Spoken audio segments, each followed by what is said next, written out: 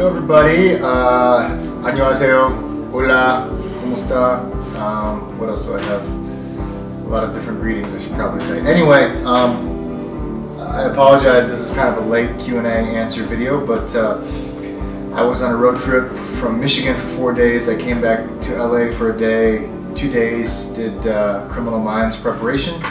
And then I had to fly to Korea for 3 days of work straight, and then I just got back last night from Korea, and this morning I had Criminal Minds camera tests, so it's been very busy, but we're here, we're ready to answer some of your questions, and I have a whole list of questions that I've kind of chose some good ones from. There was so many good questions. Thank you so much, and let's get started. And action. Okay. The first question I chose was from Erica Diaz. Erica, hi Erica. Thank you for your question. And she said, what is the best decision you've made in your life? And that was easy for me because the best decision I made was to do Samsun, 이름은 Kim Samsun, the drama in Korea in 2004 or 5, geez.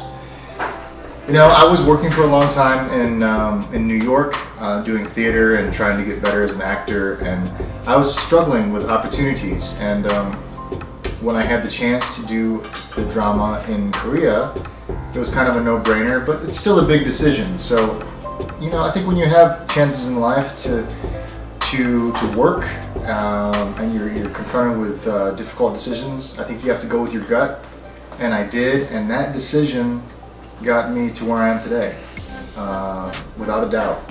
So that started a roller coaster for me that has been my life, and so absolutely the best decision of my life. Okay, the next question is from Hiromi. Hiromi-san. 안녕하세요, Hiromi. 잘 지내죠? 오랜만. 질문 주셔서 너무 감사해요. Okay. She said, 앞으로 도전하고 싶은 이름, which means what you want to challenge yourself with in the future, work-wise. And next week I start Criminal Minds Beyond Borders. I played Matt Simmons, and it's a big challenge for me to, you know, as an Asian American, Asian actor, to put forth a strong performance, to lead this show. And to, you know, I've always wanted a chance like this, and CBS has given me this opportunity. They put a lot of faith in me, and it's going to be a great show. So that is my challenge. My challenge is to show them that, you know, this team, the people they've casted, have what it takes. So it's a big challenge, but we're going to do it. Okay, the next question is from Dawn Lee 2. I think her name is Dawn Lee 2. I'm not sure how to pronounce it. She asks, what is my jet lag remedy and jet lag stories? Let's see. Jet lag remedy, for me, it is to, as soon as I land, is to acclimate to the country's time zone. You get really tired, and you have to make sure that you don't allow your mind to think that you're tired. Because a lot of times I'll fly to Korea or Asia and I have to go right to my shoot. I have to work all day. I don't have time to rest. So drink a lot of water. I go right to the gym, not for vanity purposes, but for just to get my mind, my body flowing, the blood flowing. It's very important. I get some sunlight. I try to get out in the sun on breaks and just to get some sunlight to help acclimate. Coffee is a good friend of mine at times. I have a lot of times when I wake up I don't know where I am. You know, I was telling my friend today, when I was in Korea this last time, I would wake up in the middle of the night because I travel so much, and I literally do not know where I am for 15 to 20 seconds, which is kind of scary. So I wake up and just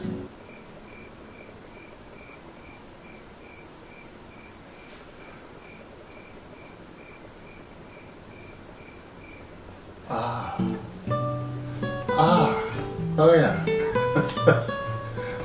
That's just a normal day for me. So that's my jet lag story. Sorry, it's not better. Your funny face, your sunny, funny face. For your Okay, the next question is from Ellie, I believe, and I don't know if I have this wrong because I can't read my own handwriting. I think she's asking me what is on my phone. Yeah, Mango. That's Mango with a Clippers hat on. My favorite basketball team, who I was very disappointed in this last season. But we made some good off-season acquisitions, and we should be good this coming season. Though you're no Mona Lisa, for worlds I'd not. All right. Next question is from Grace. Hi, Grace. She asks, if I could have coffee with anyone, dead or alive, who would it be? The answer could change from one day to another, but I think, let's see, Audrey Hepburn? Yeah, that seems right for today's answer. I've loved her for a long time. She's just one of my favorite actresses of all time.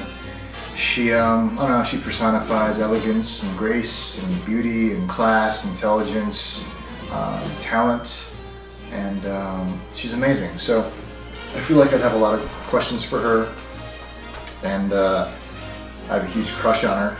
A little bit late, but I'd love to sit down and have some coffee or champagne with her, like Roman Holiday. But she'd be awesome to sit down with. Okay, next question is from Kim. Hello, Kim. How are you? She asks, do I have any advice for someone that is trying to break into the acting industry or acting business? My advice is to be persistent, to be strong, to have thick skin, and by saying that I mean to understand that people are going to tell you no a lot. You have to audition, you have to try hard, and a lot of times you don't get the part you want. Every single part that I've gotten, I've fought for, and probably for every 5 parts I've gotten, probably 30 parts people have said no to me. So you have to learn that it's not personal.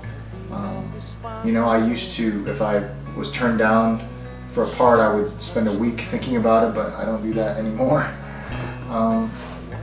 Yeah, you just have to learn to be tough and be good at what you do. So a lot of people spend a lot of time complaining about how they don't get opportunities, but then they do, and they don't bring it. They don't bring the stuff. But you have to be ready for that opportunity when it comes. So be good at what you do, and be persistent and be strong. Okay, next question is from Aurora. Aurora, I like that name. She's asked me what my fears or phobias are, and also what kind of woman I would like to marry. Fears and phobias. Not a lot of fears and phobias. I don't like flying very much, which is kind of ironic because I fly a lot. So I don't have a fear of flying, I just dislike it. And also I kind of have a little bit of claustrophobia, so I don't like closed spaces. I don't like to be confined.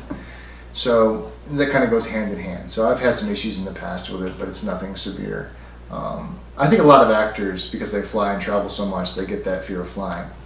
You kind of feel like you fly so much that one of these times something bad is going to happen. Knock on wood that it won't, but that's my only fear. And Aurora is also asking me what kind of woman I would like to marry. I would like to marry someone who is simple and who is comfortable in their own skin, good sense of humor, loves the finer things in life, but also likes super simple things like spending a Sunday on the couch watching movies or sports or you know, silly TV shows. Someone that I could enjoy Michigan with me as much as they enjoy Los Angeles or New York. Countryside in the city, likes to travel, and is understanding of my job, as the husband would have to be about his wife's job. I mean, you have to understand each other. It's 50-50. So, you know, as an actor, I have to travel a lot. My schedule is pretty demanding, so it can be tough in relationships. So I think overall, just someone who is laid back, yeah, with a good sense of humor. Okay, the next question is from fashion designer Ray. Hello. And they're asking, can you fall in love with someone from a different culture? Of course, absolutely, yeah. My past relationships have been, I think, good. I've dated American girls when I was here in high school and things, but dated girls from different cultures. Yeah, it doesn't matter to me. What matters is the connection and understanding each other, and the willingness to take the time to explore each other's cultures and to be accepting and to sacrifice and to understand. You have to communicate. That's the most important thing. The connection is here. And it really doesn't have as much to do with your faith or things like that. I don't believe personally. Some people do, but that's just my opinion. Thanks for the question. Okay, the next question was from a lot of people, so I thought I should just answer it. They're asking about Tadashi and what it was like to play him, and would I be interested in doing a sequel and stuff like that. The answer is yeah, of course I would be interested in doing a sequel. I think it's such an amazing movie, and to be a part of it was such an honor. He became such a huge part of my life, especially last year and this year. And the fans embraced him so much, for even the fact that he wasn't in the movie that long. They just loved him, and the support was incredible. He's such a pure, amazing soul of a character, and he made me much better as a man, as a person. I learned a lot from playing him, and just working with Disney. What an experience. I never thought in my life I'd have that chance, and the fact that I have is, it's hard to describe. So he helps me every day. I, shake things up, look for new angles. He's always there in the back of my mind. So I'm very proud to have played Tadashi, and I hope I may get to play him again someday. Okay, the next question is from Jenny Love 1002, right? She says, 여행 중에 가장 중요하게 생각하는 것, which means, what do you think is the most important thing when you go on vacation? And that's easy for me. I think it's just to have fun. Make sure you have fun. Have a good plan, but have fun. Be with good people, and enjoy each and every moment. So, cheesy, but true. Right, so the next question is from Sunny88 Joe. Sunny88 Joe.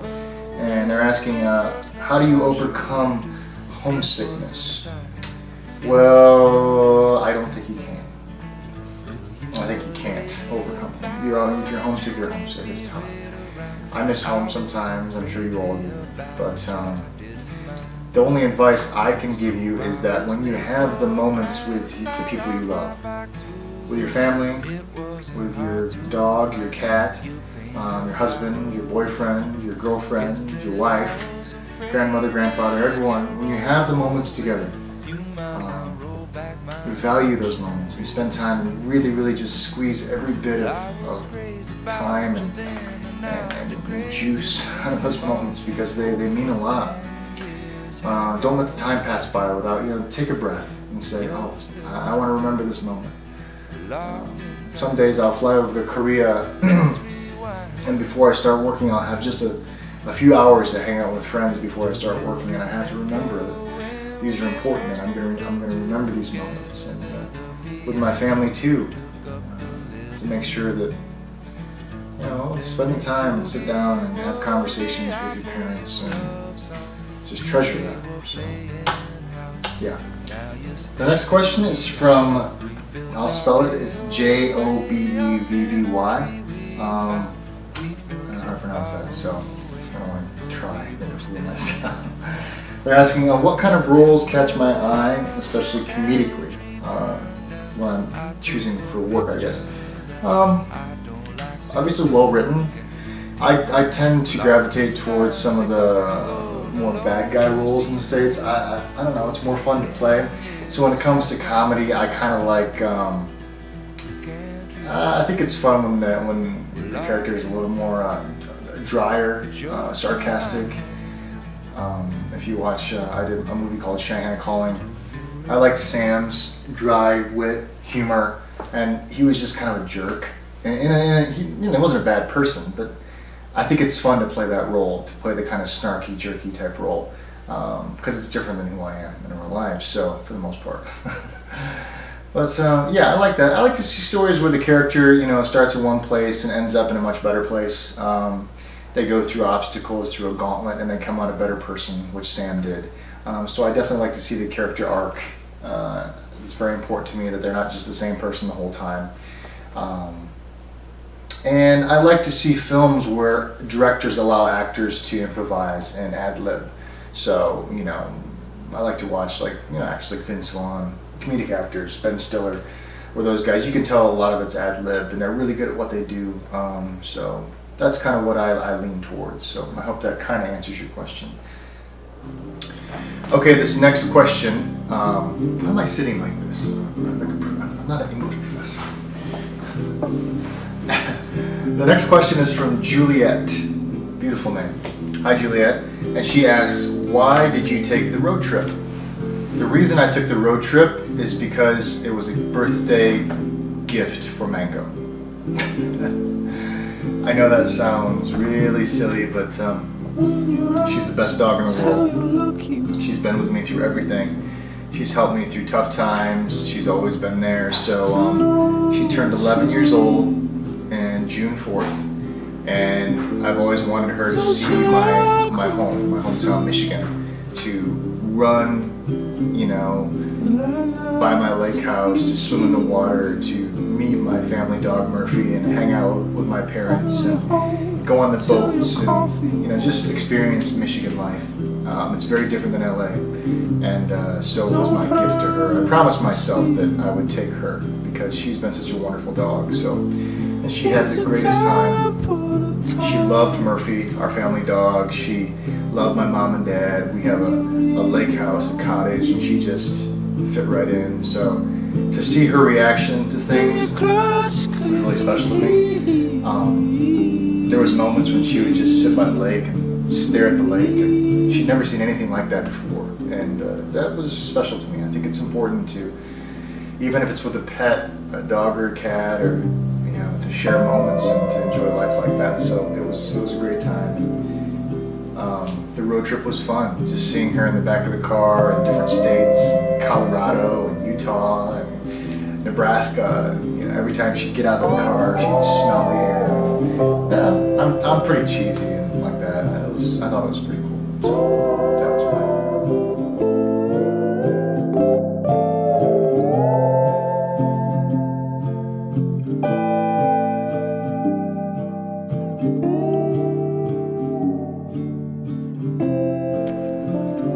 Okay guys, that's it. I'm sorry if I couldn't get to yours. There were some amazing questions. It's very difficult to choose. I love you all, especially the ones who always support me. You know who you are. Love you guys. Thank you. See you next time. Thanks for your support. 감사합니다.